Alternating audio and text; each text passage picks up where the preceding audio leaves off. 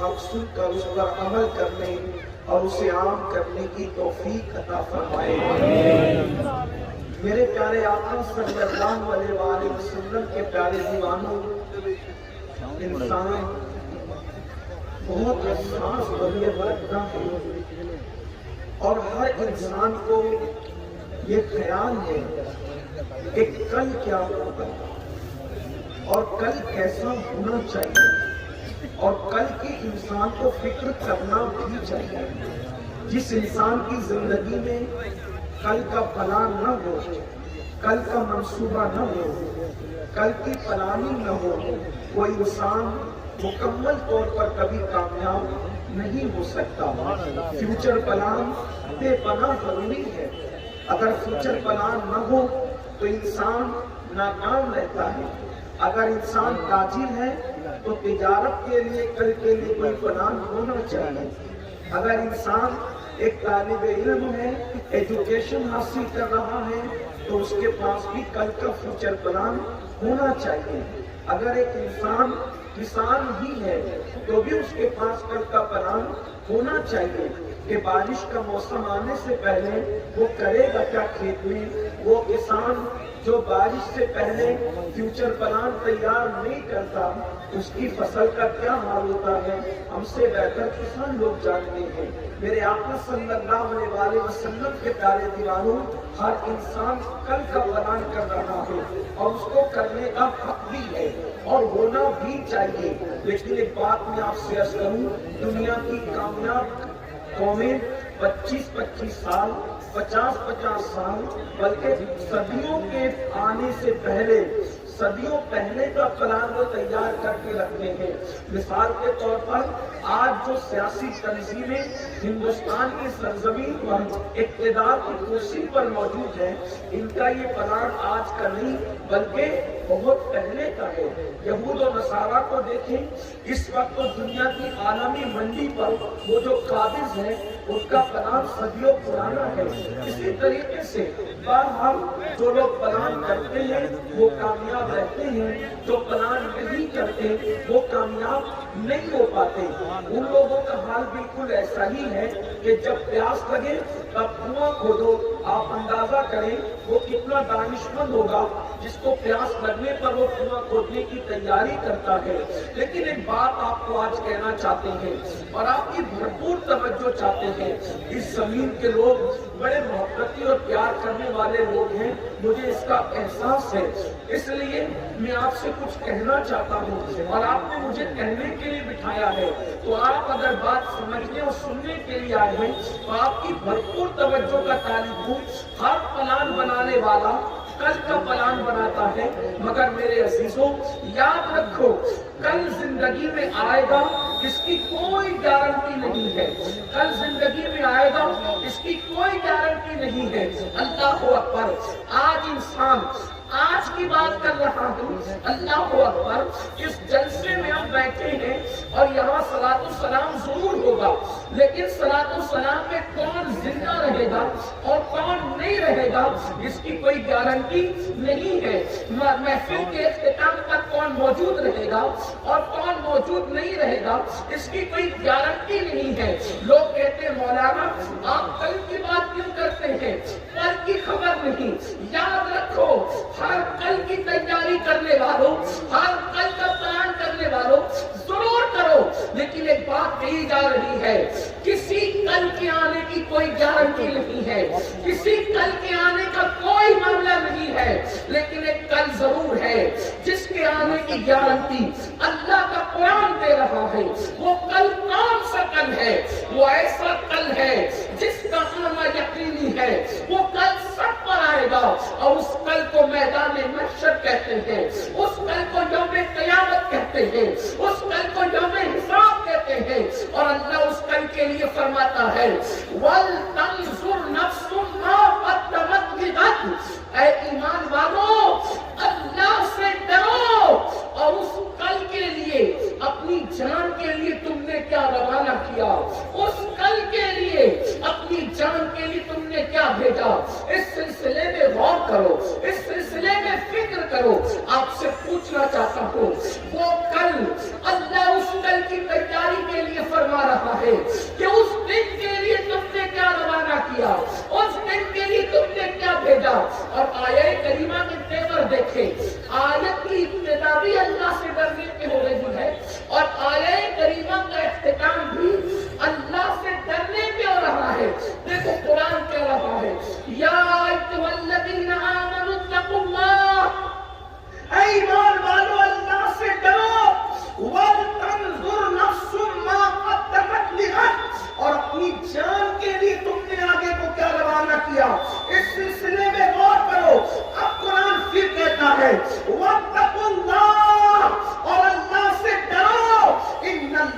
خبیر بما تعملون، کہ بے شک اللہ تمہارے اعمال کی خبر رکھتا ہے، تم کیا کرتے ہو اللہ کو سب پتا ہے، رات کی تاریکی میں کیا کرتے ہو وہ بھی اللہ جانتا ہے، دن کے اجالے میں کیا کرتے ہو وہ بھی اللہ جانتا ہے۔ اب آؤ اس محفل میں، مدنی کانفرنس میں اب ہم اپنے آپ میں ڈوب کر سوچیں، ہم نے میدان محشر کے لیے کیا تیاری کی ہے، ہم نے آخرت کے لیے کیا تیاری کی ہے۔ اللہ اکبر، میری سنی قوم کا حال یہ ہو گیا ہے کہ اللہ اکبر، لوگ کوئی تیاری کرتے نہیں ہیں اور سوچ رہے ہیں مولانا ہم تو سنی ہے نا، ہم جنت میں نہیں جائیں گے تو کون جنت میں جائے گا؟ میری قوم کے جوانوں، وہ کیسے جنت میں جائے گا جس نے مسجدوں کو ویران کر دیا ہے؟ وہ جنت میں کیسے جائے گا جو کھڑے ہو کر کے پیشاب کرتا ہے تو ہفتے ہفتے بھر تک کے غسل نہیں کرتا؟ وہ کیسے جنت میں جائے گا جو گھنٹوں گھنٹوں کانوں میں ایئر فون لگا کر کے گانے سن رہا ہے؟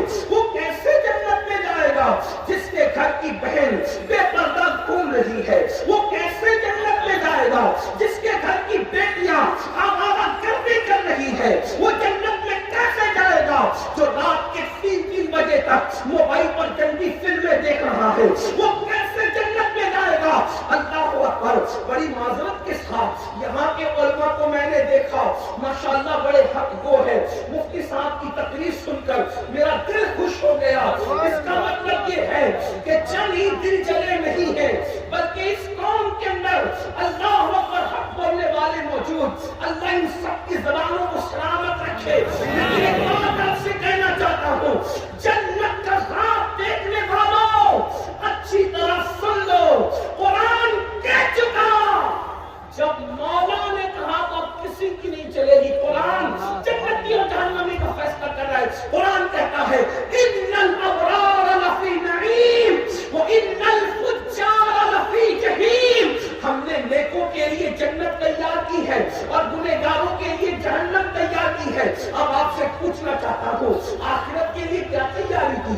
آخرت کے لیے کیا فکر کی؟ اے میری قوم کے جوانوں، اللہ اکبر، آج جب میں آپ کو بتاؤں، جب آخرت سیدنا صدیق اکبر کو یاد آتی ہے تو صدیق اکبر کی کیفیت کیا ہوتی ہے؟ جانتے صدیق اکبر کون ہے؟ صدیق اکبر کا مقام کیا ہے؟ امت کا سب سے بڑا ولی اگر کسی کو کہا جا سکتا ہے یا ہمارے عقیدے میں اس امت کا سب سے بڑا اگر کوئی ولی ہے تو اسے صدیق اکبر کہتے ہیں۔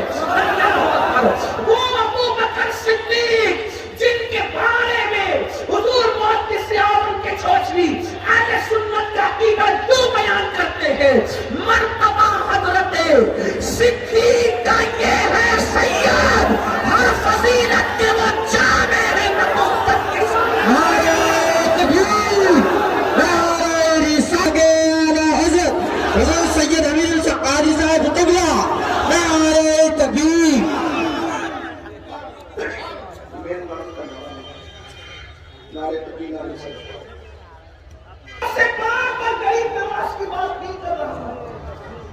یہ غوث پاک اور غریب نواز کے بھی مرشدوں کے مرشد ہیں۔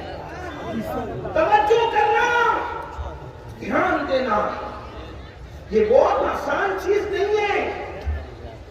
جنت بچوں کا کھیل نہیں ہے۔ جنت نہ اتنی مشکل ہے جتنی مشکل اہل بدعت نے بنا دی ہے، اور نہ جنت اتنی آسان ہے جتنا ہمارے جلسوں کے شعراء اور ناظرینوں نے بنایا، نہ اتنی آسان جتنی آپ کہہ رہے ہیں، اور نہ اتنی مشکل جو اہل بدعت کی محفلوں میں بیان ہوتی ہے، اتنی مشکل بھی نہیں، اتنی آسان بھی نہیں۔ بلکہ امام اہل سنت کے عقیدے میں جنت کیا ہے؟ وہ تو نہایت سستا سودا، بیچ رہے ہیں جنت کا، وہ تو نہایت سستا سودا بیچ رہے ہیں جنت کا۔ ہم مفلس کیا مول چکائیں، اپنا ہاتھ ہی خالی ہے۔ ہم مفلس کیا مول چکائیں، اپنا ہاتھ ہی خالی ہے۔ اور ایک میں کیا، میرے اسیا کی حقیقت کتنی، مجھ سے 100 لاکھ کو کافی ہے اشارہ تیرا۔ صدیق اکبر کا جو آزاد مردوں میں بڑی عمر والوں میں سب سے پہلے کلمہ پڑھ کے مسلمان ہوئے؟ کون؟ ابو بکر صدیق، جنہوں نے سب سے پہلے باہر والوں میں اپنا مال رسول اللہ کی بارگاہ میں لا کر کے پیش کیا۔ کون؟ ابو بکر صدیق، اللہ اکبر، ہر جگہ رسول اللہ کے ساتھ ساتھ رہے۔ کون؟ ابو بکر صدیق، جن کو رسول اللہ نے اپنی ظاہری حیات میں اپنے مصلی امامت پر کھڑا کیا۔ کون؟ ابو بکر صدیق، جو دار میں بھی حضور کے ساتھ ہے اور مزار میں بھی حضور کے ساتھ ہے۔ لیکن سنو تو صحیح، اللہ اکبر، اے میری قوم کے جوانوں، آخرت سے بے پرواہ ہونے والوں، آخرت سے بے فکر ہونے والوں، اور یہ کہنے والوں مولانا قیامت میں جو ہوگا دیکھا جائے گا، قیامت میں جو ہوگا دیکھا جائے گا، سن لو، سیدنا ابو بکر صدیق کہتے ہیں کاش میں کسی مومن کے سینے کا ایک بال ہوتا۔ سبحان اللہ، سبحان اللہ۔ صدیق اکبر کہہ رہے ہیں، فرماتے کاش میں کسی مومن کے سینے کا ایک بال ہوتا تاکہ قیامت کے دن اللہ کی بارگاہ میں حساب دینے سے بچ جائے۔ سبحان اللہ، سبحان اللہ، سبحان اللہ۔ صدیق اکبر کہہ رہے کاش میں کسی مومن کے سینے کا ایک بال ہوتا تاکہ قیامت کے دن اللہ کی بارگاہ میں حساب دینے سے بچ جاتا۔ اور فاروق اعظم کہتے ہیں کاش میری ماں نے مجھے پیدا نہ کیا ہوتا بشکل انسان، میں کوئی پرندہ ہوتا، لوگ مجھے ذبح کر کے کھا جاتے اور ذبح کر کے کھا کر کے بھول جاتے، ہضم کر جاتے، تاکہ قیامت کے دن عمر کو اللہ کی بارگاہ میں حساب دینا نہیں پڑتا۔ عمر اپنے اعمال کا جواب کیسے دے سکتا ہے؟ آپ سے پوچھنا چاہتا ہوں، اے میرے آقا صلی اللہ علیہ وسلم کے دیوانوں، صدیق اکبر اور فاروق اعظم کی کیفیت یہ ہے، اور ہمارا کیا حال ہے؟ جب کبھی ہم نے بھی آخرت کی فکر کی؟ اللہ، جس کی پوری زندگیاں نیکیوں میں گزری، جن کی پوری زندگیاں عبادتوں میں گزری، جن کی پوری زندگیاں خدا کو راضی کرنے میں گزری، بلکہ جن کے لیے قرآن کہے رضی اللہ عنہم ورضوا عنہ، اللہ ان سے راضی، وہ اللہ سے راضی، ان کو آخرت کی فکر اتنی ہے، اور ہمیں آخرت کی کیا فکر ہے؟ اللہ اکبر، نہیں، اللہ، آئیے آپ کو بتاؤں، میدان محشر کے بارے میں لوگ بڑی بڑی باتیں کرتے ہیں، ارے مولانا وہاں تو کچھ نہیں ہوگا، جو اگر دیکھ لیں گے حضور شفاعت کریں گے۔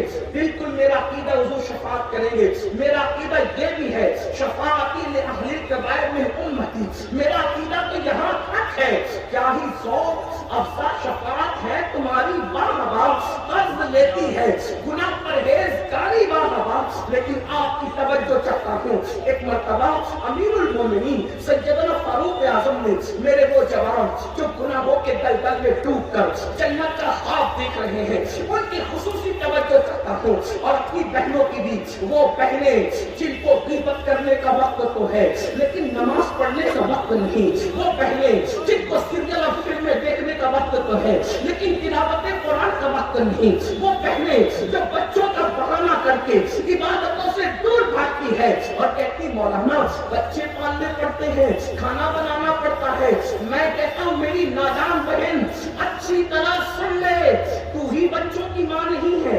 اللہ، سیدہ کائنات، مختومہ کائنات سیدہ فاطمہ الزہرا تو اللہ اکبر کم سے کم ہمارے عقیدے میں وہ 5 بچوں کی ماں تھی، 19 سے 20 سال کی عمر میں جو 5 بچوں کی ماں بن گئی تھی، اور آج آپ کے گھر میں تو آٹا پیسا ہوا آتا ہے، آپ کے گھر تک پانی پہنچتا ہے، آپ کے گھر میں تو واشنگ مشین بھی ہے، لیکن سیدہ کا حال یہ ہے کہ اپنے ہاتھوں سے چکی پیستی ہے، اپنے ہاتھوں سے چکی چلاتی ہے۔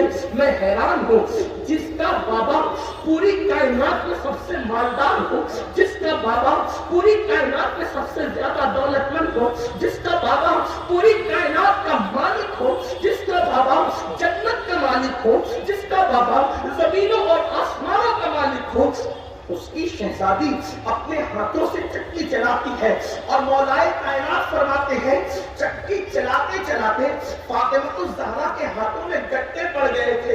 اللہ اکبر، حالت یہ تھی پانی کا مشکیزہ خود اپنے کندھوں پہ اٹھاتی، اپنی پیٹھ پہ اٹھاتی اور پیٹھ پہ لاتی۔ مولائے کائنات کہتے ہیں مشکیزہ اٹھاتے اٹھاتے پیٹھ پر لادتے لادتے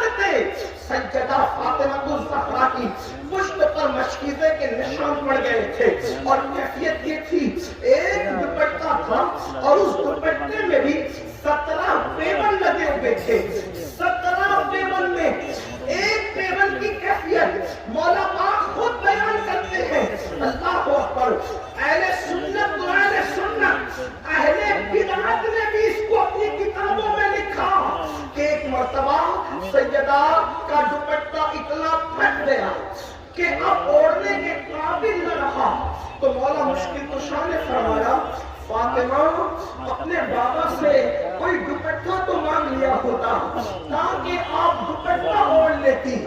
سیدہ نے عرض کیا علی میری ہمت نہیں ہوتی, مجھے شرم آتی ہے بابا سے مانگتے ہوئے. اور پھر جب دوپٹے پر پیون لگانے کے لیے نیا دوپٹہ نہیں, دوپٹے پر پیون لگانے کے لیے جب سیدہ نے اپنے بابا سے کہا کہ بابا دوپٹہ اتنا پھٹ گیا ہے کہ اوڑھنے کے قابل نہیں, اس کو پیون لگانے کے لیے میرے گھر میں کوئی کپڑا نہیں ہے, آپ کپڑا عنایت کر دیں. تو میرے آقا نے فرمایا فاطمہ ابھی بدر و احد کے یتیموں کا حق دینا باقی ہے, میں تمہیں کوئی کپڑا کیسے دے دوں. البتہ اس وقت میرے گھر میں اونٹ کا چمڑا رکھا ہوا ہے, وہ اونٹ کا چمڑا لے کر کے جاؤ اور اس کو اپنے دوپٹے میں بطور پیون لگا لو. کائنات کی تاریخ اٹھا کر کے پڑھو, کسی غریب سے غریب کی بیٹی نے بھی کبھی اپنے دوپٹے میں چمڑے کا پیون نہیں لگایا ہوگا, لیکن یہ نبی کی شہزادی ہے, یہ ملکہ فردوس بری ہے, یہ خاتون قیامت ہے, یہ خاتون جنت ہے. اللہ اکبر. بابا نے جب اونٹ کا چمڑا اٹھا کر دیا تو سیدہ نے اسی اونٹ کے چمڑے کو 16 پیون کے بعد 17ویں پیون کی حیثیت سے اونٹ کا چمڑا اپنے دوپٹے میں لگایا. اور جب اوڑھا تو اللہ کے رسول تشریف لائے, اور تشریف لانے کے بعد حضور نے اپنی شہزادی کے سر پر وہ دوپٹہ دیکھا جس میں اونٹ کے چمڑے کا پیون تھا. حضور سے برداشت نہ ہو سکا, بابا کی بات ہو کر ہے اور میرے آقا تو اپنی شہزادی سے سب سے زیادہ پیار کرتے تھے. حضور رو پڑے, حضور روئے, مولا علی بھی رو دیے. مولا علی اور حضور کو روتا دیکھ کر سیدہ کی آنکھوں میں آنسو آ گئے. تو سیدہ سے سرکار نے فرمایا فاطمہ کیا تم اس بات میں خوش نہیں ہو کہ دنیا کے لوگوں کے لیے دنیا کی دولت ہے اور محمد اور آل محمد کے لیے آخرت کی نعمتیں ہیں. اس حال میں زندگی گزارنے والی سیدہ فاطمہ 5 بچوں کی ماں, خود چکی چلائے, خود کپڑے دھلے, گھر کا کام خود کرے, لیکن ایک وقت کی نماز بھی کبھی قضا نہیں, ایک وقت کی نماز بھی کبھی نہیں چھوٹی. بچوں کا بہانہ کر کے نماز چھوڑنے والی میری بہنوں, کیا آپ کے لیے سیدہ فاطمہ الزہرا کی زندگی نہیں؟ آپ کے لیے سیدہ فاطمہ الزہرا کی زندگی میں اسوہ نہیں؟ لیکن سنو, آپ کچھ بھی کر لیں, کتنے بھی بہانے کر لیں, مرد کتنے بھی بہانے کر لیں, ایک دن اللہ کی عدالت, ایک دن میدان محشر, ایک دن میدان قیامت ہے. اللہ کی عدالت میں سب کو کھڑا ہونا ہوگا. اور اللہ کی عدالت کیسے سجے گی؟ سب دل کے کانوں سے. میں بھی اپنے آپ کو مخاطب ہوں, مجھے کوئی واض و نصیحت کا حق نہیں, میں بھی اپنے آپ کو نصیحت کر رہا ہوں اور آپ کو بھی کر رہا ہوں. غور سے سنیں.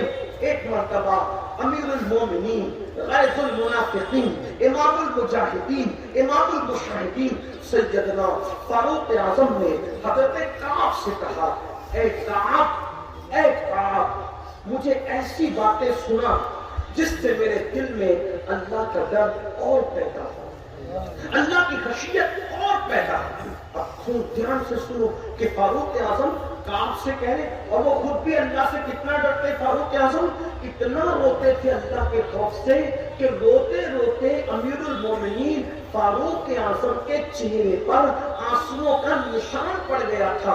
वो फारूक आजम हजरत काब से कहते हैं, ऐ काब मुझे ऐसी बातें सुनाओ जिससे मेरे दिल में अल्लाह का मजीद डर और खौफ पैदा हो। तो अब काब अहबार अब क्या सुना रहे, जरा सुनिए। काब कहते हैं, अमीरुल मोमिनीन जब क़यामत के दिन, अमीरुल मोमिनीन जब क़यामत के दिन जहन्नम को लाया जाएगा। काबे अहबार फारूक आजम की बारगाह में बयान कर रहे हैं, मैदान महशर जिसकी तैयारी का हुक्म अल्लाह ने कुरान में मुझे और आपको दिया, तमाम मोमिनीन को दिया, जिसकी तैयारी से हम बेखबर है, जिसकी तैयारी से नावाकिफ है, जिसकी तैयारी पर कोई तवज्जो नहीं है। याद रखो, नरम नरम गद्दों पर जराइम करने वालों अल्लाह की अदालत में क्या मुंह लेकर के जाएंगे। जराइम और गुनाह को अपनी पहचान बनाने वालों अल्लाह की अदालत में क्या मुंह लेकर के जाएंगे। काबे अहबार कहते हैं, अमीरुल मोमिनीन अल्लाह रब्बुल इज्जत जब क़यामत के दिन फरिश्तों को हुक्म देगा कि जाओ और जहन्नम को लेकर के आओ, तो फारूक आजम की बारगाह में कहा, कहते हैं अमीरुल मोमिनीन जब फरिश्ते जहन्नम को लाएंगे तो जहन्नम के मुंह में 70,000 लगामें होगी और 70,000 लगाम में से हर एक लगाम को 70,000 फरिश्ते पकड़े होंगे। और जब खींच करके फरिश्ते जहन्नम को लाएंगे तो पहली मर्तबा जब जहन्नम सांस लेगा तो वो शरारे बुलंद होंगे आग के कि लोगों के दिल दहल जाएंगे। जब दूसरी मर्तबा जहन्नम सांस लेगा तो शरारे जहन्नम के ऐसे बुलंद होंगे कि लोगों के दिल सीने से निकलकर लोगों के हलक में अटक जाएंगे। अल्लाह अकबर। कौन कह रहा है? काबे अहबार कह रहे हैं कि लोगों के दिल हलक के अंदर अटक जाएंगे। कभी लुकमा रोटी का, नरम नरम रोटी का लुकमा हमारे हलक में अटकता है तो कैफियत क्या होती है? जिस वक्त सीने से दिल निकलकर वो कयामत आने वाली है, वो कयामत आने वाली है, उस कयामत में कितनी कयामतें हैं। अल्लाह अकबर। अपनी रातों के अंदर अज्जाशी और आवारगी के शीश महल तामीर करने वालों, कलमा तैयबा पढ़ करके कलमे के तकाज़ों को भूलने वालों, कोई ज़िना के अड्डों को आबाद कर रहा है, कोई शराब के अड्डों को आबाद कर रहा है, कोई जुओं के अड्डों को आबाद कर रहा है, कोई गानों की गज़लों की महफिल में जा रहा है। क्या हो गया इस कौम को? ये कौम दूसरों को सुधारने के लिए आई थी, ये कौम दूसरों को जीने का सलीका देने के लिए आई थी। सुन लो, अपनी जवानी पर गुरूर करके मेरे अल्लाह के गजब को चैलेंज देने वालों, अपनी दौलत के नशे में खमन करके, गुनाह करके खुदा की अज़ाब को चैलेंज करने वालों, हमारे अंदर इतनी ताकत नहीं है मेरे भाई कि अल्लाह का अज़ाब बर्दाश्त कर सके। नहीं कर सकता कोई अल्लाह का अज़ाब बर्दाश्त, किसी में ताकत नहीं है, किसी में कुव्वत नहीं है। अल्लाह के अज़ाब का अंदाजा कर लो। मेरे आका तो यहाँ तक फरमाते हैं कि जहन्नम के अंदर अगर पहाड़ डाल दिए जाए तो पहाड़ भी पिघल पिघल जाए।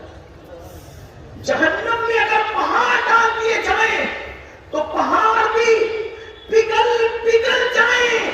जिस जहन्नम में पहाड़ पिघलेंगे उस जहन्नम में हमारी हड्डियों का क्या बनेगा? जिस जहन्नम में पहाड़ पिघलेंगे उस जहन्नम में हमारे इस गोश्त के लोथड़े का क्या बनेगा? क्या हमारा जिस्म पहाड़ से ज्यादा मजबूत है? क्या हमारे जिस्म में पहाड़ से ज्यादा ताकत है? क्या हमारे जिस्म में पहाड़ से ज्यादा कुव्वत है? मेरे भाई, अपने ये खूबसूरत चेहरे क्यों जहन्नम का ईंधन बना रहे हो? अपने खूबसूरत चेहरों को क्यों जहन्नम में दाखिल कर रहे हो? अपने खूबसूरत चेहरों को क्यों जहन्नम का मुस्तहिक बना रहे हो? अल्लाह अकबर। हज़रत काब कहते हैं कि जब जहन्नम दूसरी मर्तबा सांस लेगा और उसकी सांस से जब जहन्नम के शरारे उठेंगे तो लोगों के दिल उनके हलक में अटक जाएंगे। अल्लाह अकबर। और फिर काबे अहबार कहते हैं, अमीरुल मोमिनीन जब तीसरी मर्तबा जहन्नम सांस लेगा तो उसके शरारे जब उठेंगे और उसके शरारे ऊपर की तरफ उठेंगे तो काब कहते हैं, अमीरुल मोमिनीन उस वक्त तो अवाम کی شان یہ ہوگی، کعب آبا کہتے ہیں نبیوں کی شان یہ ہوگی کہ ابراہیم خلیل اللہ جیسا نبی، ابراہیم خلیل جیسا نبی اپنے گھٹنوں کو زمین پہ رکھ کر اللہ سے عرض کریں گے مولا آج میں کسی کے لیے کچھ نہیں مانگتا، آج تو صرف میں اپنی جان کے لیے امان طلب کرتا ہوں۔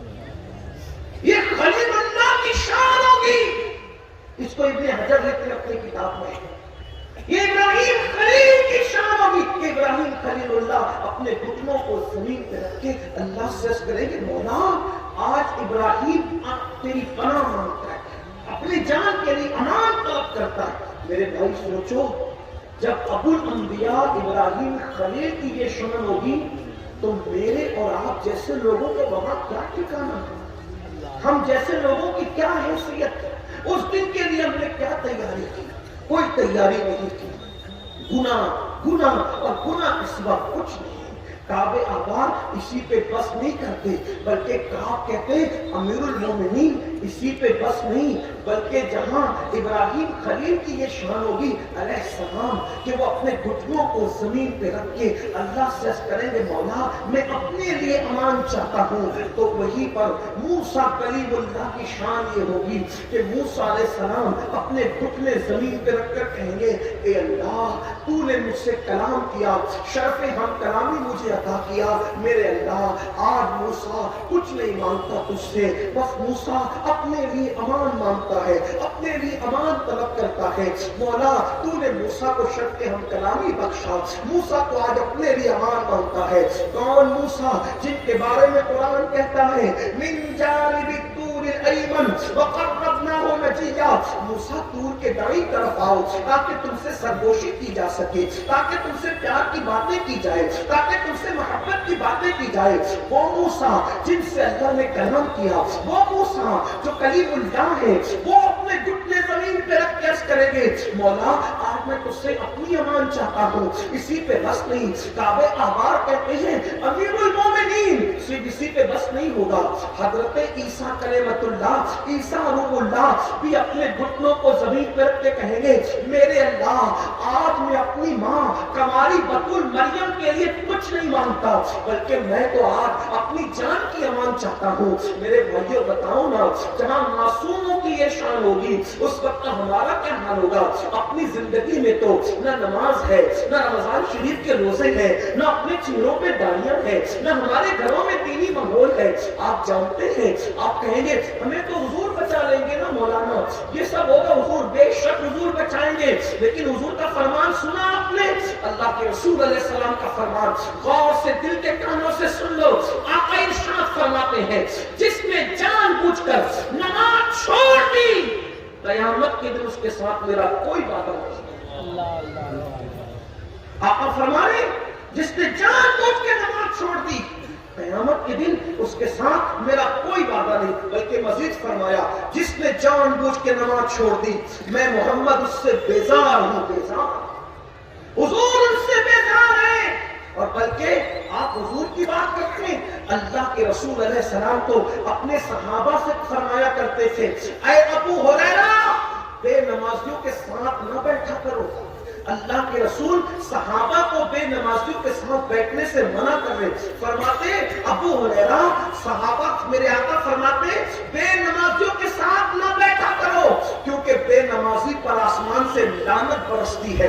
آپ سے پوچھنا چاہتا ہوں رسول اللہ فرمائے، اللہ کے محبوب فرمائے کہ بے نمازیوں پر آسمان سے لعنت برستی ہے، اس کے باوجود بھی آج ہم سوچ رہے ہیں کہ ہم نماز چھوڑ کر کے کامیاب ہو جائیں گے، نماز چھوڑ کر کے جنت میں جائیں گے۔ سن لو میرے آقا علیہ السلام نے یہاں تک اپنے صحابہ سے کہا، دل کے کانوں سے سنو، آقا فرماتے ہیں اے میرے صحابہ یہ دعا کیا کرو کہ اللہ کسی کو بدبخت اور محروم نہ بنائے، اللہ کسی کو بدبخت اور محروم نہ بنائے۔ یہ میرے آقا نے فرمایا اے میرے صحابہ جانتے ہو بدبخت اور محروم کون ہے؟ تو صحابہ نے اس کی نہیں یا رسول اللہ، تو آقا فرماتے ہیں جو نماز چھوڑ دے وہ بدبخت بھی ہے، وہ محروم بھی है। अल्लाह अकबर। मेरे और तुम्हारे सच्चे नबी ने फरमाया क़यामत के दिन सबसे पहला हिसाब नमाज का होगा। अगर नमाज के मामलात में तुम क्लियर रहे तो तुम्हारे आगे के सारे मामलात आसान होंगे, और अगर नमाज के मामले में तुम फंस गए तो तुम क़यामत के दिन फंस जाओगे। याद रखना, हर इम्तिहान में इंसान को दूसरी और तीसरी मर्तबा कामयाब होने का चांस दिया जाता है, लेकिन अल्लाह का इम्तिहान ऐसा है, अल्लाह का इम्तिहान ऐसा है जो दोबारा और सहबारा नहीं होगा। वो इम्तिहान एक ही बार होगा। इस दुनिया में पहली और आखिरी मर्तबा आए हो, न इससे पहले इस दुनिया में हम आए थे, न इसके बाद इस दुनिया में आना नसीब होगा। मेरे भाइयों, अपने वक्त को क्यों बर्बाद करते हो? क्यों अपने आप को जहन्नम का ईंधन बना रहे हो? कभी नाच रहे हो, कभी गाने सुन रहे हो, कभी फिल्में देख रहे हो, कभी शराब पी रहे हो, कभी नशा कर रहे हो। सुनो, अल्लाह के सच्चे नबी खैरता नबी सल्लल्लाहु अलैहि वसल्लम फरमाते हैं कि ऐ मेरे सहाबा, मेरी उम्मत के कुछ लोग होंगे रातों रात जिनके घर जमीन में धंसा दिए जाएंगे। अभी तुर्की और सीरिया के जलजले से लोग कितना लर्जा बरंदाम है। वो जमीन के अंदर धंसती हुई बिल्डिंगों की वीडियो शेयर करने वालों, कभी अपने आका की हदीस याद की? अल्लाह के सच्चे नबी सल्लल्लाहु अलैहि वसल्लम ने फरमाया अपने असहाब से कि रातों रात कुछ लोगों के घर जमीन के अंदर धंसा दिए जाएंगे। मैं ये नहीं कहता कि टर्की वाले ऐसा करते थे या सीरिया वाले ऐसा करते थे, मैं हदीस पढ़ रहा हूँ। और अभी भी कई मुल्कों पर पेशिन गोइयों की तलवार लटक रही है। पता नहीं किस मुल्क में कभी भी जल्जला आ सकता है, लेकिन याद रखो, अल्लाह के सच्चे नबी सल्लल्लाहु अलैहि वसल्लम ने फरमाया ऐ मेरे सहाबा, रातों रात लोगों के मकानात, लोगों के घर जमीन के अंदर धंस जाएंगे। और सिर्फ जमीन में नहीं धंसेंगे, बल्कि जब उनको कब्र में रखा जाएगा तो वो अपनी कब्रों से उठेंगे तो उनके चेहरे सूअर और बंदर की तरह होंगे। उनके घर जमीन में धंस जाएंगे, और जब वो अपनी कब्रों से उठेंगे या तो उनके चेहरे सूअर की तरह होंगे या तो उनके चेहरे बंदर की तरह होंगे। सहाबा ने इसकी या रसूल अल्लाह सल्लल्लाहु अलैहि वसल्लम, जिनके मकानात रातों रात जमीन में धंस जाएंगे और उनके चेहरे कब्र से उठते वक्त सूअर और बंदर की तरह होंगे, हुजूर उनका कसूर क्या होगा, उनकी गलती क्या होगी? तो मेरे आका फरमाते हैं वो शराब पीते होंगे और म्यूजिक और मौसीकी सुनते हैं। वो शराब पीते होंगे, नशा करते होंगे और म्यूजिक सुनते होंगे। शराब और नशे की वजह से और म्यूजिक और गानों की वजह से उनके मकानात जमीन में धंस जाएंगे, और जब वो अपनी कब्रों से उठेंगे तो उनके चेहरे या तो सूअर की तरह होंगे या तो बंदर की तरह होंगे। आपसे पूछता हूं, जिस नबी के कहने पे अल्लाह को एक माना, जिस नबी के कहने पे कुरान को अल्लाह की किताब माना, उस नबी के कहने पे ये क्यों नहीं मानते? उस नबी के कहने पर ये क्यों नहीं बचते गुनाह से? क्यों नहीं डरते अल्लाह से? शादी के मौके पे अल्लाह को भूल जाते हो, शादी के मौके पे रसूल अल्लाह को भूल जाते हो। कहते गुलामी रसूल में मौत भी कबूल है। जिस नबी की मोहब्बत में मौत कबूल करने की बात करते हो, उस नबी की मोहब्बत में गुनाह क्यों तर्क नहीं करते? जो कौम गुनाह न छोड़े वो कौम अपनी जान क्या देगी? जो कौम नींद न छोड़े वो कौम जान क्या देगी? जो कौम दाढ़ी के चंद बाल का बोझ अपने चेहरों पे बर्दाश्त न कर सके, वो कौम अपने नबी के नाम पे जान क्या देगी? मुसलमानों, दुनिया अच्छी तरह हमारे नारों को समझ चुकी है कि इस कौम के पास खोखले नारों के सिवा कुछ नहीं है, और अगर वाकई दिलों में मोहब्बत है तो इम्तिहान लिया जाएगा। हमारा हाल उस मजनू की तरह है, हमारा हाल उस मजनू की तरह है जो सिवाय हलवे के कुछ नहीं जानता। एक मर्तबा आपने सुना होगा ना कि लैला ने हलवा बनाया, और हलवा बनाया अपनी कनीज से कहा कि ले जाओ ये हलवा मेरे मजनू को पेश कर दो। तो हलवे के अंदर बड़ी खुशबू थी, बड़ी लज्जत थी। जैसे कनीज हलवा लेकर निकली, मैं ज्यादा देर नहीं लूंगा आपका, थोड़ा सा वक्त लूंगा, लेकिन आप सबकी तवज्जो खास, अल्लाह करे मेरी और आपकी आंखें समझ जाए, मैं अपनी बहनों की भी तवज्जो। लैला ने हलवा बना के कनीज को कहा कि उसको दे दो जो मेरा मजनू है। जैसी हलवा लेकर के लैला की कनीज बाहर निकली तो कहा मजनू कौन है? उसको हलवा दिया है लैला ने। تو جتنے کھڑے تھے سب نے کہا انا مجنون، ہم سب مجنون ہیں۔ کنیز ہوشیار تھی، اس نے کہا میری لیلا کے اتنے مجنون نہیں ہیں، کوئی ایک ہی ہے، تم سب مجنون ہونے کا دعویٰ کرتے ہو؟ توجہ، شعرا کی نافگوئی کی شاعری کے وقت تم سب عاشق ہونے کا دعویٰ کرتے ہو؟ ابھی فیصلہ ہوگا عاشق کون ہے۔ جیسے اس کنیز نے امتحان لیا تھا، میں بھی ان کا غلام آپ کا امتحان لوں گا۔ تھوڑی دیر بیٹھنا، سننا، میری گفتگو کے اینڈ ہونے تک توجہ۔ کنیز نے کیا کہا؟ میری لیلا کا تو ایک ہی مجنون ہے، اتنے نہیں ہیں۔ اندر چلی گئی، علی لیلا تیرے تو بڑے مجنون ہیں۔ کہا وہ سب حلوے کے مجنون ہے، میرا کوئی مجنون نہیں۔ اگر میرا مجنون پہچاننا ہے تو رکھ دے حلوہ، اور اٹھا کشت اور اٹھا چھری، اور خالی کشت اور چھری لے کر جا، اور ان سے کہنا کہ لیلا نے مجنون کے جسم کے گوشت کا لوتھڑا مانگا ہے۔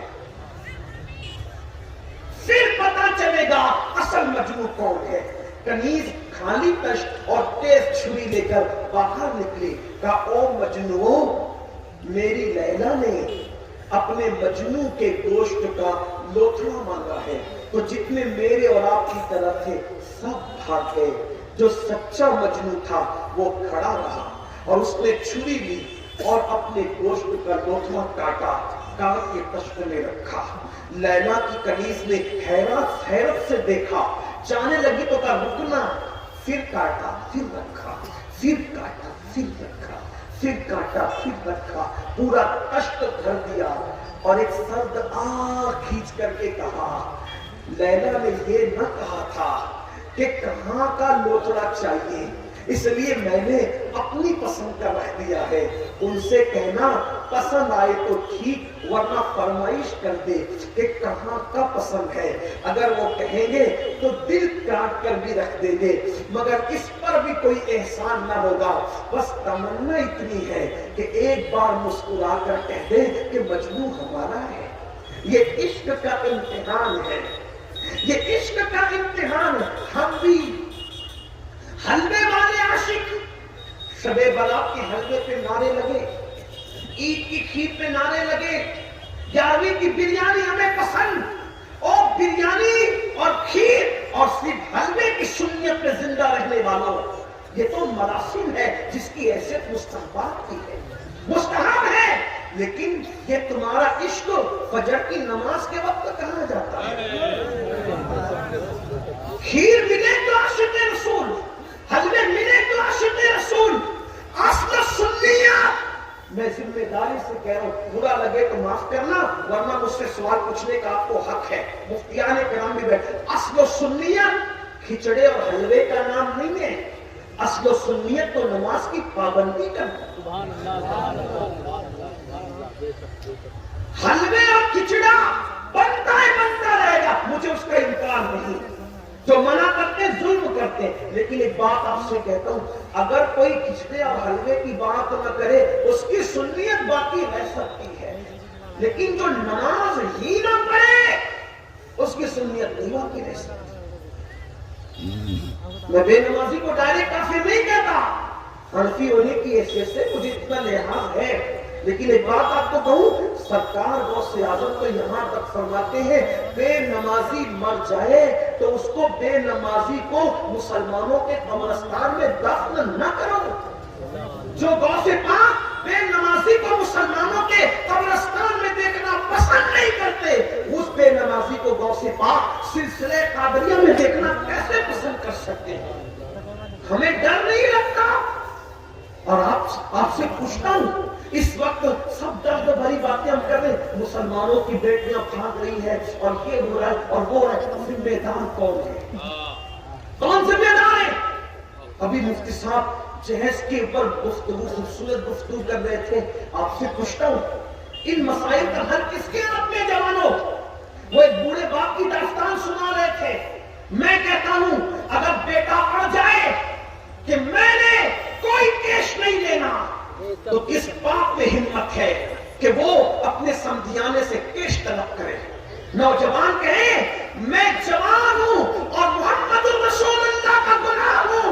ارے جب جلسوں میں یہ پڑھتے ہو، جب جلسوں میں یہ پڑھتے ہو کہ کون دیتا ہے، دینے کو منہ چاہیے، دینے والا ہے سچا ہمارا نبی، تو جب نبی دینے والا ہے تو اپنے ہونے والے سسر سے کیش کی بھیک کیسے مانگتے ہو؟ اس کا مطلب عقیدے میں کہیں نہ کہیں کمزور ہو گئے ہو، اور پھر کہتے ہو وہ فلاں کی بیٹی بھاگ گئی۔ بیٹیاں کیوں بھاگ رہی ہے؟ میں بھاگنے والی بیٹیوں کی تائید نہیں کر رہا ہوں، یہ ظالمانہ رسومات ہماری بیٹیوں کی عزت اور آبرو پہ حملہ کر رہی ہے۔ بچیاں پورے ہندوستان میں جو مذہب اسلام باز بچیاں چھوڑ کر مرتد ہو رہی ہیں، وہاں کہیں نہ کہیں ان ظالم رسومات کا عمل دخل ہے۔ میں اگر علماء سے گزارش کرتا ہوں، میں ان کا بہت چھوٹا ہوں لیکن ایک مشورہ دیتا ہوں، اگر ان رسومات کو ختم کرنا ہے تو ہم بڑا رول ادا کر سکتے ہیں۔ قوم کو سمجھاؤ، نہیں مانتی ہے اعلان کر دو جس میں کیش مانگا جائے گا، ہم وہ نکاح نہیں پڑھائیں گے۔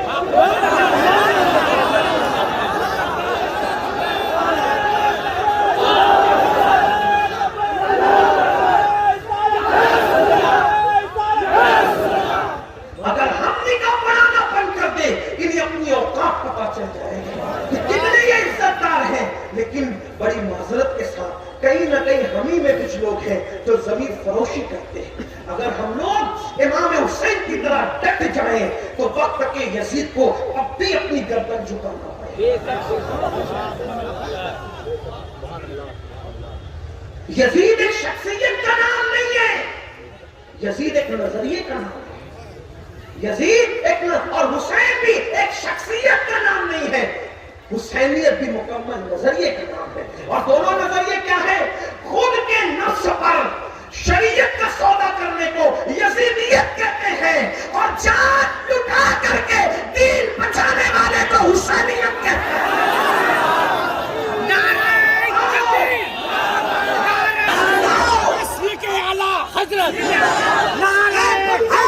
سنی جوانوں، آج میں تمہارے عشق مصطفیٰ کا امتحان لینا چاہتا ہوں جیسے اس کنیز نے لیا تھا۔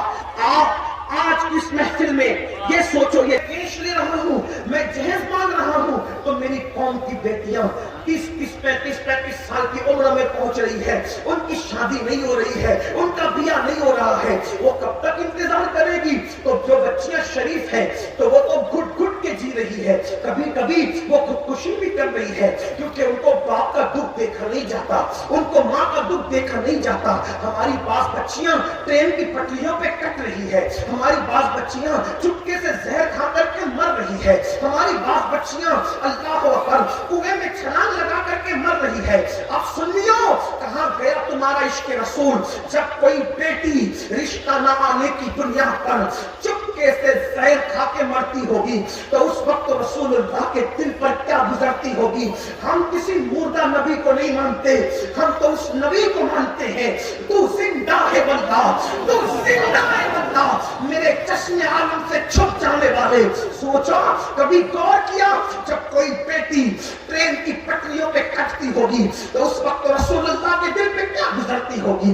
جب کوئی بیٹی کسی دریا میں چھلانگ لگا کر مر جاتی ہوگی باپ کی آبرو کو بچانے کے لیے، اس وقت رسول اللہ کے دل پہ کیا گزرتی ہوگی؟ اور اس سے بڑی بات، بیٹیوں کی خودکشی پر رسول اللہ کو جو تکلیف ہوتی ہے، اس سے زیادہ تکلیف جب وہ کسی کافر کا ہاتھ پکڑ کر اپنے مذہب کو چھوڑ کر کے چلی جاتی ہوگی، تو اس وقت تمہارے اور میرے نبی کے دل پر کیا گزرتی ہوگی؟ طائف کی وادیوں کے پتھر رسول اللہ کو اتنے دکھ نہیں دیتے جتنی مسلم بیٹیوں کا ارتداد اور مذہب کو چھوڑ دیا۔ اس کا کیوں سبب کون ہے؟ ظالم معاشرہ ہمارا۔ یہ جو تم نے جہیز کیش بنا رکھا ہے اپنے نبی کی خوشی کے لیے، کیا تم یہ وعدہ نہیں کر سکتے کہ اسی بنگال میں جب میں شادی کروں گا تو اس شان کے ساتھ کروں گا کہ صرف دلہن لاؤں گا، اس کے ساتھ کچھ نہیں لاؤں گا۔ سبحان اللہ، سبحان اللہ۔ یہ بھی کس سے جب میں بہو لاؤں گا تو صرف دلہن لاؤں گا، اس کے ساتھ کچھ نہیں لاؤں گا۔ اور یاد رکھنا، اگر تم نے کیش لیا، کیش، وہ کیش اور جہیز تو چند دنوں میں ختم ہو جائے گا، لیکن کسی غریب کی فکر دور کر دو گے اور اس کے دل سے دعا نکل جائے گی تو وہ دعا قیامت تک اللہ تمہاری نسلوں کو عطا فرمائے گا۔ بدعت شروع کرنے والے بھی کچھ لوگ تھے، اس میں بدعت پھیل گئی، بدعت کو ختم کرنے والے بھی کچھ لوگ کھڑے ہو۔ میں نے جب اپنے مالیگاؤں میں یہ اعلان کیا تھا، ہمارے کیش تو نہیں مانگتے لیکن جہیز کا معاملہ ضرور ہے، تو جب میں نے اعلان کیا تھا تو پورے مجمع نے ہاتھ اٹھایا تھا، اور اس کے بعد سے اب تک جتنی شادیوں میں میری شرکت ہوئی ہے، اب ہمارے یہاں ایسی شادی ہونے لگی ہے جس میں میں نے شرکت کی ہے کہ اس میں کوئی جہیز لیا نہیں جاتا۔ اگر دلہن والے کہتے ہیں ہم دیں گے تو کہاں دیں گے، تم جانو ہم نہیں لیں گے، ہم نہیں لیں گے۔ تو میں کیا اپنے نبی کی ناموس کے نام پر کچھ ایسے جوان ہیں اس مجمع میں جو ہاتھ اٹھا کر یہ وعدہ کریں کہ نہ ہم کیش دیں گے نہ کوئی جہیز دیں گے؟ ذرا میں بھی تو دیکھوں کہ کتنے عاشق ہیں، اٹھائے رکھے، ذرا ہم بھی چیک کریں۔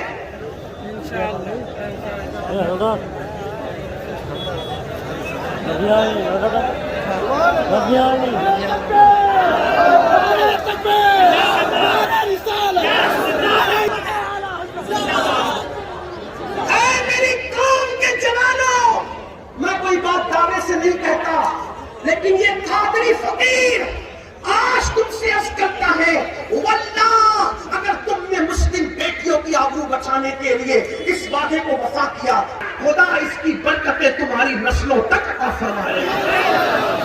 جن کی شادیاں ہونے والی ہیں وہ تو وعدہ کر چکے، لیکن جو اپنے بیٹوں کی شادیاں کرنے والے ہیں، کیا وہ ہاتھ اٹھا کے وعدہ کر سکتے ہیں کہ جب میں اپنے بیٹے کی شادی کروں گا تو انشاءاللہ میں کچھ نہیں لوں گا اور یہ کہوں گا کہ کون دیتا ہے دینے کو منہ چاہیے، دینے والا ہے سچا ہمارا ہے۔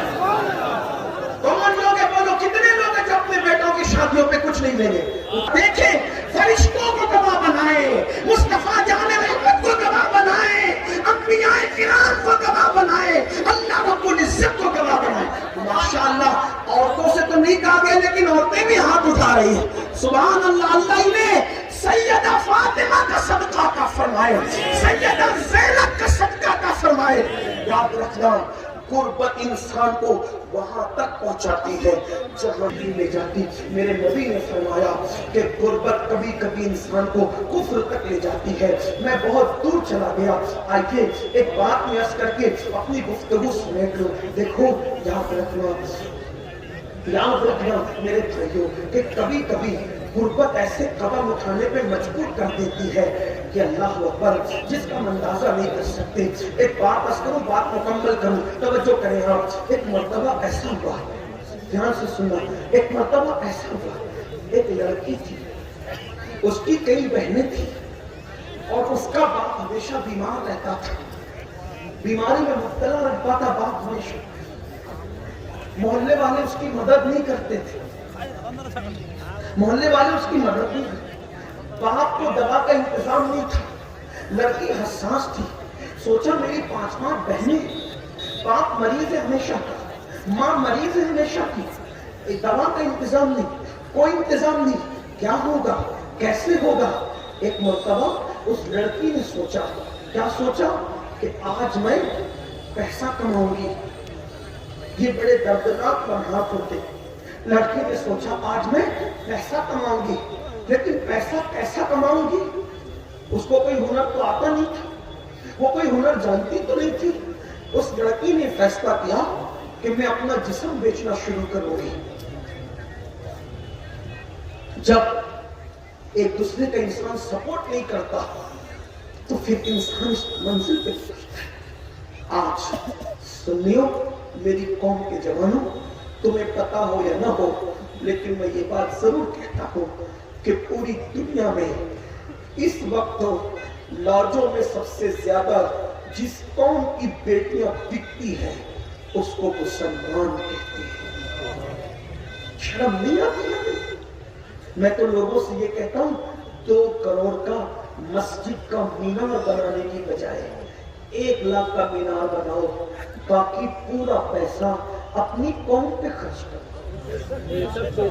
ہم مینار بنانے نہیں آئے تھے، ہم قوم بنانے آئے تھے.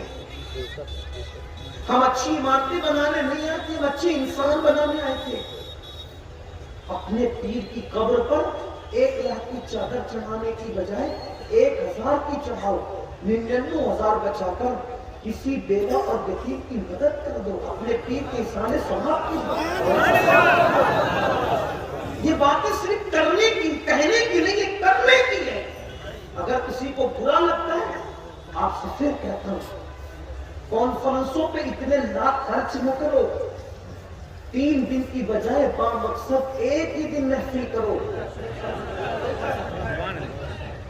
پیسہ بچاؤ، قوم کی ترقی پہ خرچ کرو. بے مقصد محفلوں کا خاتمہ کرو، با مقصد جیو. بہت دور سے کسی فنکار کو بلانے کی ضرورت نہیں. آپ کے درمیان ایسے علماء موجود ہیں جو اپنا درد دل تمہارے سامنے رکھ سکتے ہیں، اور ان کی بات سنو، ان کی قدر کرو. بات کون کہہ رہا ہے یہ مت دیکھو، کس رسول کی کہہ رہا ہے یہ دیکھو. سبحان اللہ، سبحان اللہ. اپنا مزاج بدلو. کیا کبھی یہودیوں کی اس طریقے کی محفلیں دیکھی؟ کیا کبھی عیسائیوں کی اس طریقے کی محفلیں دیکھی؟ میں منع نہیں کر رہا ہوں، میں کہہ رہا ہوں با مقصد کی طرف. لیکن آپ کو حیرت ہوگی جتنا منظم وہ لوگ جی رہے ہیں اتنا منظم ہم نہیں ہیں. جبکہ ہمارے مذہب سے زیادہ ڈسپلین کسی مذہب میں نہیں. ہمارے مذہب میں جتنا دیکھیے نماز میں وہ ڈسپلین آپ کو دیکھنے ملے گا. ایک آدمی کہتا اللہ اکبر، 2 سیکنڈ میں پورا مجمع خاموش ہو جاتا ہے. یہ ڈسپلین کسی اور مذہب میں وہ کھڑا ہے سب کھڑے، توجہ کریں، وہ کھڑا ہے سب کھڑے، وہ کمر جھکا دے سب جھکاتے ہیں. وکیل ہو، ڈاکٹر ہو، انجینئر ہو، پائلٹ ہو، کوئی ہو، سب نے کمر جھکا دے. اس نے سب زمین پہ رکھ دیا اللہ اکبر کہہ کے سب نے رکھ دینا ہے. یہ ڈسپلین کہاں ملے گا؟ باہر کیوں نہیں ملتا؟ توجہ، باہر کیوں نہیں ملتا؟ وجہ ہے کیونکہ اندر جس کو امام مانا باہر اس کو امام نہیں مانتے، اس لیے ڈسپلین نہیں ہے. اندر جسے مانا تھا اس کو باہر، بلکہ اندر جس کے پیچھے ہے باہر اس کے آگے بڑھنے کی کوشش کرتے ہیں. یہی ہے نا مسئلہ. اس لیے ڈسپلین ختم ہے. جب تک مسلمان علماء کے پیچھے چلتا رہا اس وقت تک مسلمان کامیاب. لیکن ایک بات آپ سے کہوں، اس وقت کے علماء میں بھی کیسے لوگ تھے، فضل خیر آبادی جیسے، کفایت اللہ کافی مراد آبادی جیسا، علامہ نقی علی خان جیسا، مفتی صدر الدین آزوزہ جیسا، شاہ عبدالعزیز جیسا، شاہ ولی اللہ جیسا، اور بعد کے لوگوں میں امام احمد رضا جیسا، بعد کے لوگوں میں حضور محدث اعظم اور حضور مفتی اعظم جیسا. لیکن حالات کا کیا نہ ہو جائے تو میں بات دور نکل گئی. کیا کہہ رہا تھا کہ جب ہم ایک دوسرے کی مدد نہیں کرتے حالات بڑے معصوم ہوتے ہیں. ہر آدمی خود غرض بنے گا، سیلفش بنے گا تو یہی ہوگا جو ہو رہا ہے. ایک دوسرے کو اٹھاؤ گے حالات بدلیں گے. اس لڑکی نے کیا سوچا، میرا باپ بیمار، میری ماں بیمار، میں نے آج پیسے کمانا ہے. لیکن پیسے کیسے کمانا ہے؟ کچھ آتا تو نہیں، جسم بیچنا. اس نے میک اپ کا سامان بھی نہ تھا، منہ دھلا، چادر ڈالی اور چھپ چھپا کر اس بازار میں پہنچی جہاں پر جسم بیچے جاتے تھے. اس بازار میں پہنچی جہاں جسم بیچے، وہاں جا کر کے بیٹھ گئی.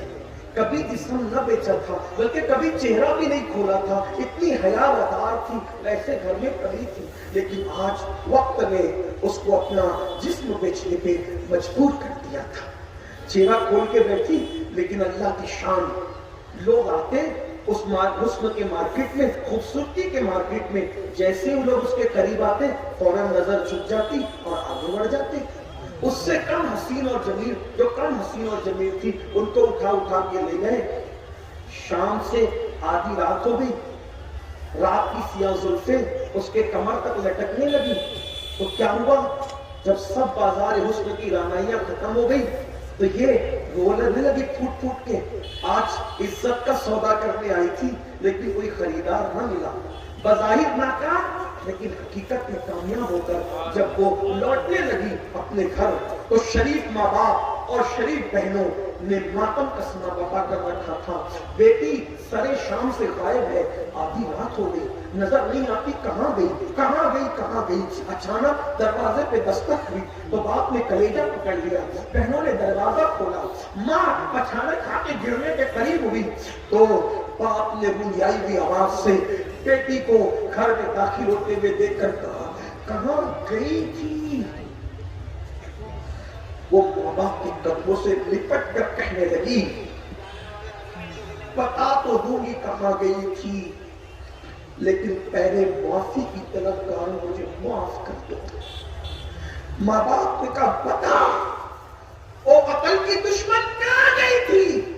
تو بیٹی نے اپنے پلوں سے آنسو پوچھتے ہوئے اور سسکیاں لیتے ہوئے کہا، بابا تیری بیماری دیکھ نہیں سکتی تھی، تیری دوا کے لیے جب کوئی انتظام اور انتظام نہ ہوا تو میں نے سوچا آبرو بیچ کر تیرا علاج کروں گی اور آبرو بیچ کر اپنی بہنوں کی شادیاں کر دوں گی۔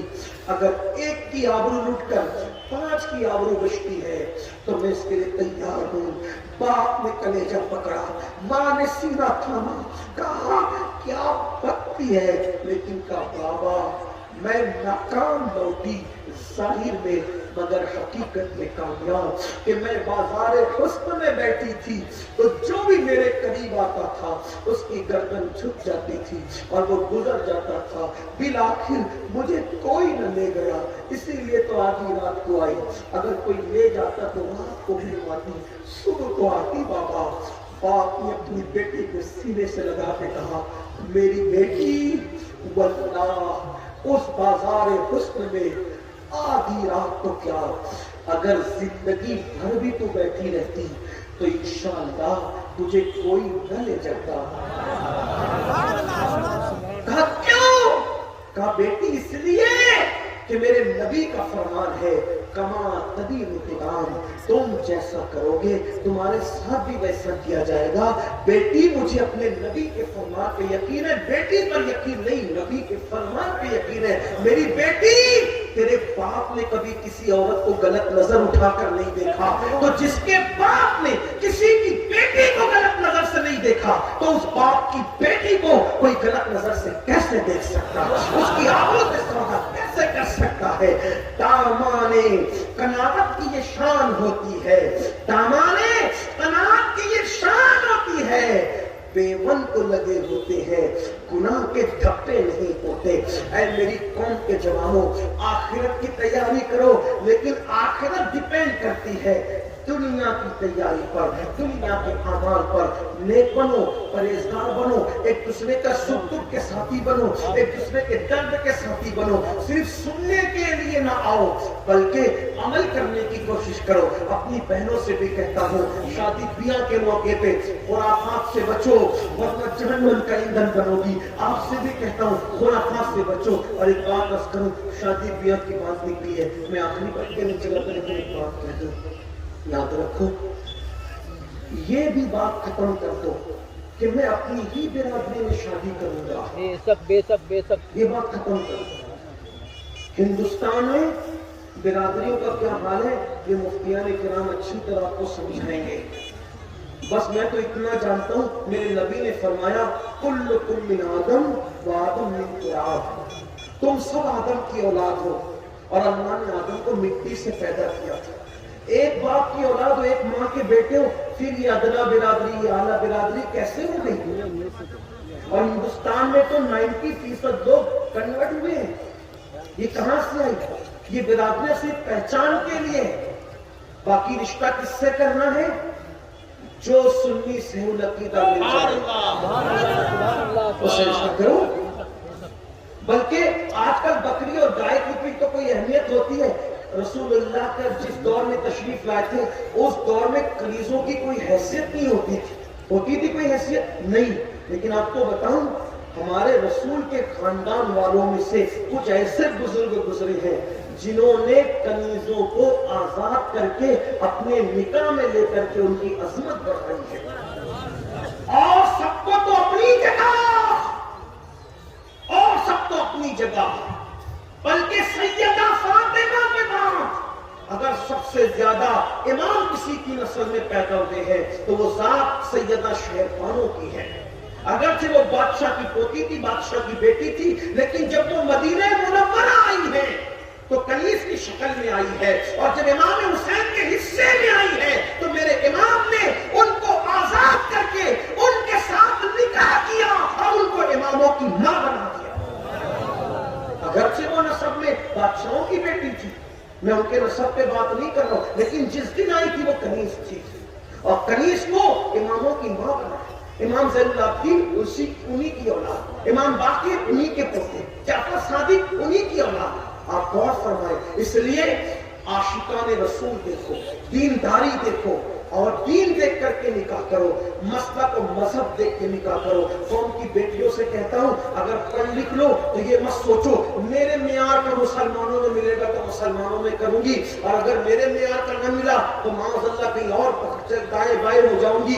یاد رکھنا ساری ڈگریاں قبر کے باہر رہ جائے گی، ایمان کی ڈگری قبر کے اندر تک جائے گی. اس لیے کوئی ڈگری نہ دیکھو، ایمان کی ڈگری دیکھو اور ایمان کی ڈگری دیکھ کر کے اس پر عمل کرو. کالا ہو، لٹا ہو، چپٹا ہو، کیسا ہو، اگر مومن ہے مومن تو حضور کی خوشی کے لیے کر لو. میں آخری بات کہنے چلا تھا لیکن میری بہنوں کے بارے میں مجھے بات یاد آ گئی.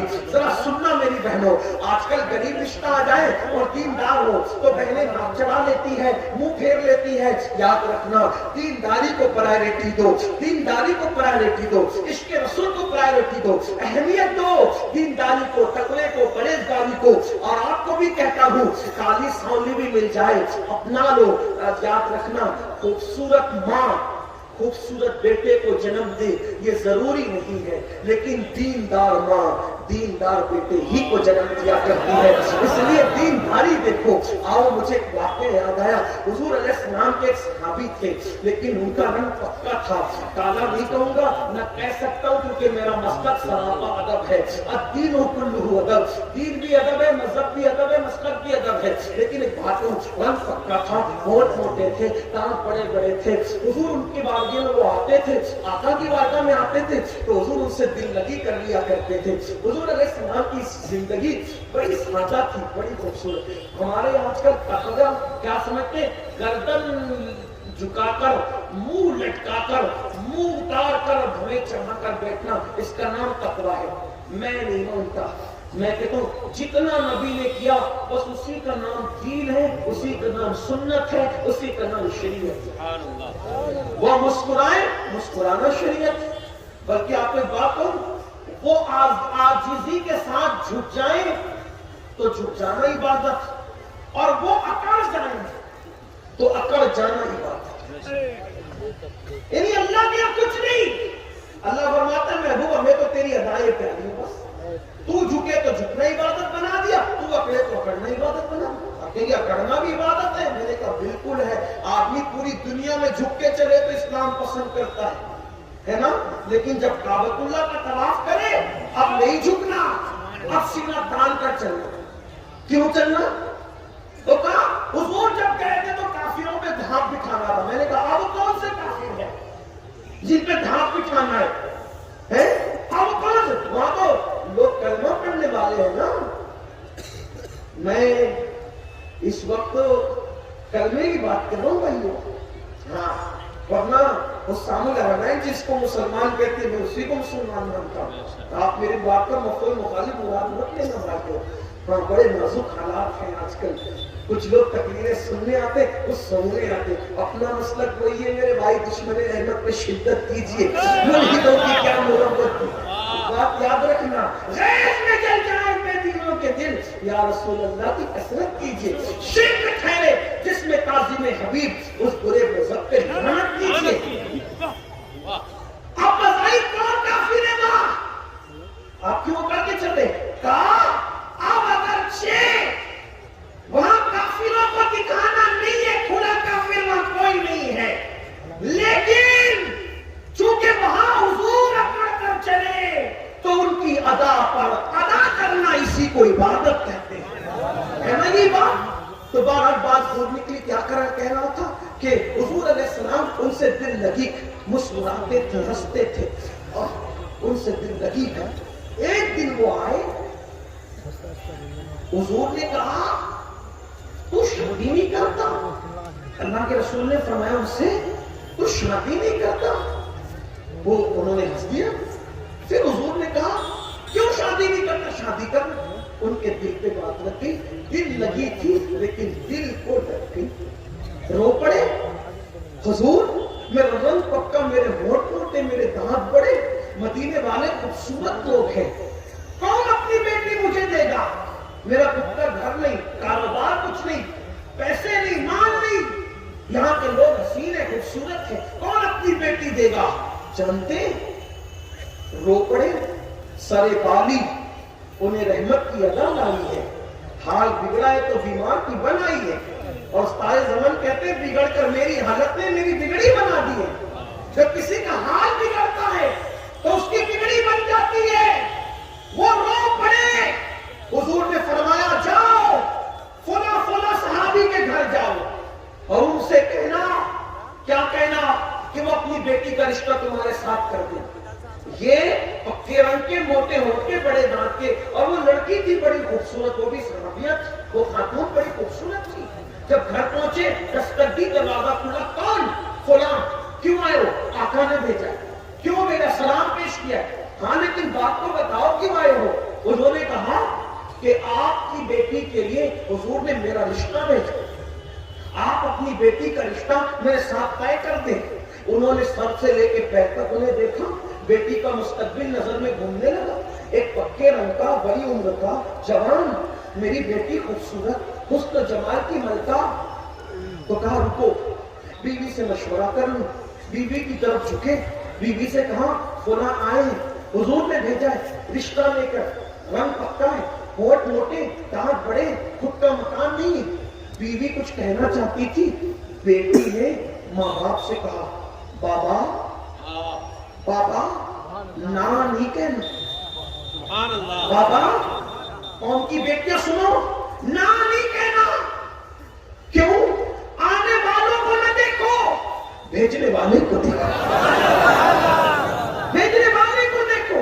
ارے کتنی خوش نصیب ہے تمہاری بیٹی. کسی کا رشتہ باپ طے کرتا ہے, کسی کا رشتہ دادا طے کرتا ہے, کسی کا رشتہ نانا نانی طے کرتے ہیں, لیکن تمہاری بیٹی کتنی خوش نصیب ہے کہ نبیوں کے کرام نے تمہاری بیٹی کا رشتہ طے کیا. ماں باپ نے کہا غریب ہے, مفلس ہے, اس کا خود کا گھر نہیں. کہا کچھ بھی ہے, میں ہر کڑوا گھونٹ پی لوں گی, اپنے نبی کو ناراض نہیں ہونے دوں گی. میں سب سہ لوں گی, حضور کی خوشی کے لیے سب سہ لوں گی. میری بیٹیوں, میری قوم کی بیٹیوں, آج بھی اگر تمہیں مسلمانوں میں کیسا ہی لڑکا مل جائے, مذہب اور مسلک ہاتھ سے مت چھوڑنا. بس یہ سوچ کر حضور کو خوش کرنے کے لیے اس سے نباہ کر لینا, اس کی برکت کیا ملے گی. نکاح ہو گیا, دلہن آئی, حضور نے دعا دی, اللہ تجھے خوش رکھے. ان کا مسکرا دینا بھی کسی کے لیے کافی ہے, لیکن حضور نے تجھے خوش رکھے. بتائیں صحابہ کیا کہتے ہیں؟ کہتے ہیں وہ دن تھا, اس بیٹی کو حضور نے دعا دی اللہ تجھے خوش رکھے. چند ہی دنوں میں خود کا مکان بھی ہو گیا، کاروبار بھی ہو گیا۔ مدینے منورہ کے لوگ باتیں کرتے تھے اگر سب سے زیادہ پورے مدینے میں کوئی خرچہ کرتا ہے تو وہی میاں بیوی خرچہ کرتے ہیں۔ حضور کو خوش کرنے کے لیے ایک غریب کے ساتھ نباہ کیا تو اللہ نے وہ غریب بھی نہیں رہنے دیا، حضور کی دعا سے مالا مال کر دیا۔ میری قوم کی بیٹیوں، اپنا معیار کیا ہے؟ کوئی ڈگری اپنا معیار نہیں ہے، کوئی برادری اپنا معیار نہیں ہے۔ اپنا معیار کیا ہے؟ انہیں جانا، انہیں مانا، نہ رکھا غیر سے کام۔ للہ الحمد، میں دنیا سے مسلمان گیا، خاک ہو کر عشق میں آرام سے سونا ملا۔